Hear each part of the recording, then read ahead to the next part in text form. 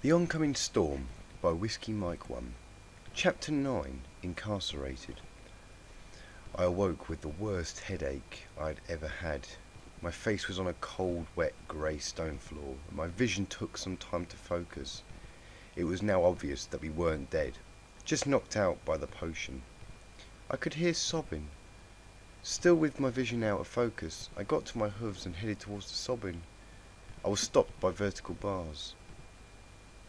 Prison? Hey, who's there? Cartwheel? Is that you?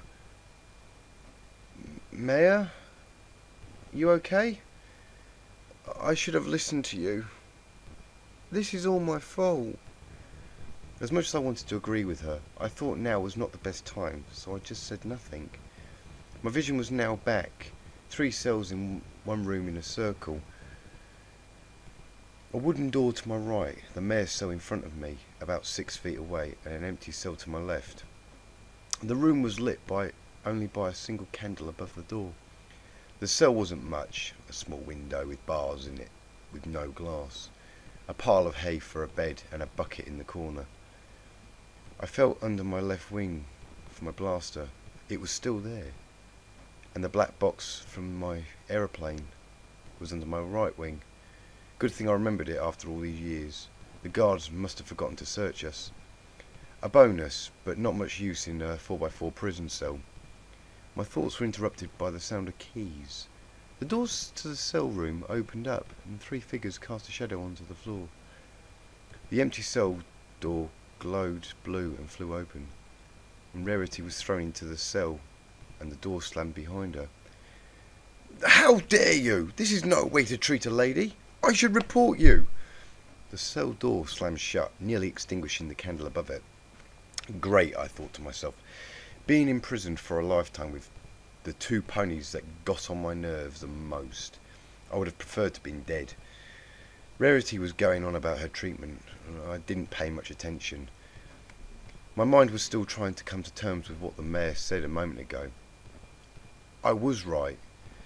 I never thought I would hear those words pass her lips. "What do you think she'll do to us?" said the mayor, talking over Rarity. "Banishment, probably. She's bound not to break the First Order, the same as we are. But what if, Cartwheel? What if?" At this point the mayor had her head pressed against the bars, tears streaming down her eyes, her glasses cracked and off-centre. At this point I realised she was just a pony trying to bring peace to Equestria, and by trying to achieve that she sealed her own fate and the fate of others. I now understood why she didn't like me. I was the one trying to bring hate and violence into the ROE, which she was completely against. "I promise you, Mayor, we will be fine. Trust me." The doors to the room flew open, and so did our cell doors. All 3 of us were grabbed by our throats by an unknown force. Magic can be a cruel weapon sometimes. We started to hover out of the cells. There were no guards to greet us, only other ponies in the same predicament as us, hovering only a few feet off the floor and all being drawn in the same direction down the long stone corridor. I recognised all of them. They were all the delegates that came with us to the castle. When the tightness around our throats gave way, we all fell to the floor. There was a lot of muttering and whimpering from the delegates, but the sound of their muttering echoed in the darkness. Therefore, I knew we were in a large room.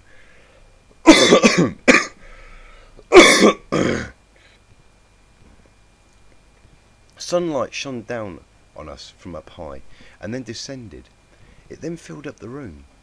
My predictions were true. A large room, almost like a coliseum, with pillars and stands full of ponies all dressed in white and golden cloaks. Princess Celestia was where the sunlight lowered to, and she was on a podium, almost like a judge at a court case. 2 other ponies were with her, but they were too tall to be guards or stallions. One was in plain sight. Unicorn had a dark purple mane and a light purple body covered in golden armour. The other pony was in the shadows. However, I was more interested in the purple unicorn standing to the left of Celestia. I've seen that pony before, but I can't remember where. Members of the Republic of Equestria, you have all been charged with treason against the Solar Empire and Princess Celestia. How do you plead? Not guilty, I replied to the purple unicorn. And you are? Cartwheel. Ah, yes. The mayor told us a lot about you. The wind was knocked out of me. I turned to look at our betrayer, as most of the delegates. Oh, she didn't mean to. Magic can be very useful in the art of torture. I looked the mayor up and down. She was battered and bruised. I said nothing and just nodded, and she replied with a nod. I think she got the message. It's not your fault. The High Court of Canterlot will now come to their decision, guilty or not guilty. The whole room erupted with just one word, guilty. I turned around, looking at all the ponies shouting the one word at us, shaking some of their hooves at us, and some of them using them to amplify their verdict. The delegates were now cowering in a group in the middle of the room. I was the only one standing. Enough! I shouted at the top of my voice. The whole room went quiet. Don't we get a say in this? The purple unicorn looked at Celestia, and Celestia just waved a hoof in agreement. Let them. It will serve them no good. Very well, Your Highness. Proceed, Cartwheel. Thank you. Members of the High Court of Canterlot, we of the ROE want freedom. Freedom to be with each other. Freedom to live with each other, and freedom to live our lives. We have had our friends, even families, taken from us when the purge took place. Harmony in Equestria vanquished on that day, and we've been living a life of sorrow and misery ever since. The ROE was formed to unite ponies from all sectors. We've done nothing wrong. Well, if I'm not mistaken, Cartwheel, the information that we received from Mayor is that there was a resistance movement within the ROE, trying to disrupt imperial affairs. Now, who would be the leader of that group?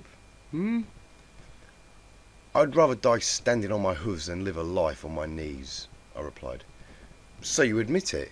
You are the leader of the resistance movement within the ROE that has caused damage to Empire property and caused the Empire to use resources that would help on the front lines. Yes, but you shouldn't punish all of these ponies for what I have done and ordered my men to do. Punish me instead. I'm the one to blame, not them. Cart, what are you doing? Whispered Caramel. I just turned and winked at Caramel. You would sacrifice yourself to save the others?